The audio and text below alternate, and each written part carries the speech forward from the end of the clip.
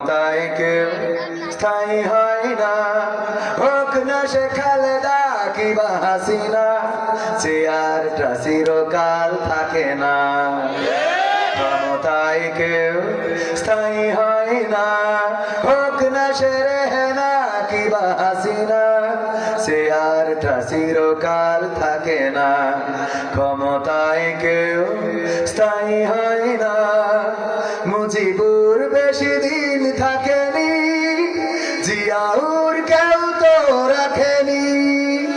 মুজিবুর বেশি দিন থাকেনি, জিয়াউর কেউ তো রাখেনি।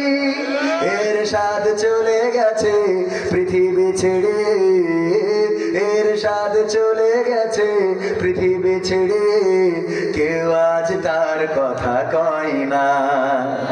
ক্ষমতায় কেউ স্থায়ী হয় না। হাসিনা ক্ষমতা ধরে রাখতে আয়না ঘর বানিয়েছিল, জনগণের রোশানলে দাদার দেশে পালিয়ে গেল। হাসিনা ক্ষমতা ধরে রাখতে আয়না ঘর বানিয়েছিল, জনগণের রোশানলে দাদার দেশে পালিয়ে গেল। ডিবি হারুনের পাশে আর, ডিবি হারুনের পাশে আর পরিমণিদের দেখা যায় না।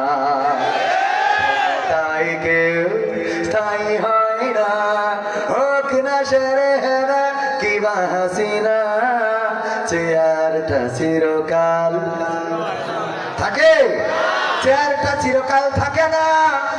যত বড় ক্ষমতাবান হন, ফেরাউন ক্ষমতায় ছিল, নমরুদ ক্ষমতায় ছিল, আবু জাহেল ক্ষমতায় ছিল, আবু লাহাব ক্ষমতায় ছিল, আবরাহা ক্ষমতায় ছিল, কারো চেয়ার টেকে নাই।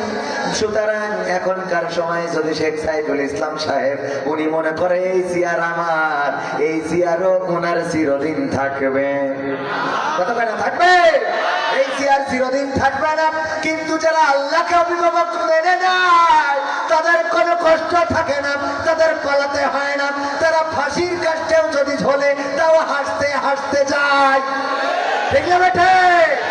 তারা জেলখানায় থাকলেও জানেন আল্লাহ আছে, এই জন্য জেলখানায় থেকেও গ্রিন টি খায়, সেখানে থেকেও তারা হাসে। হাতে যদি হ্যান্ডকাপ লাগায় তারপরেও জানে কেউ না দেখলেও দেখেন কে, কেউ না দেখলেও দেখে আল্লাহ, কেউ না শুনলেও শোনে আল্লাহ, কেউ না জানলেও জানে আল্লাহ, কেউ না পাশে থাকলেও পাশে থাকেন কে। সুতরাং আল্লাহকে যদি অভিভাবক মানেন, আমার আওয়ামী লীগের ভাইদেরকে বলবো, যারা চিন্তা করেন বড্ড বিপদে আছি, বিপদের কিছু নাই।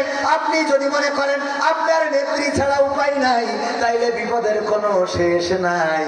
কিন্তু আপনি যদি মনে করেন আল্লাহ বলে একজন আছে, আল্লাহর কাছে যদি নিজেকে সমর্পণ করে দিতে পারেন, তাইলে আপনার আর কোনো টেনশন নাই।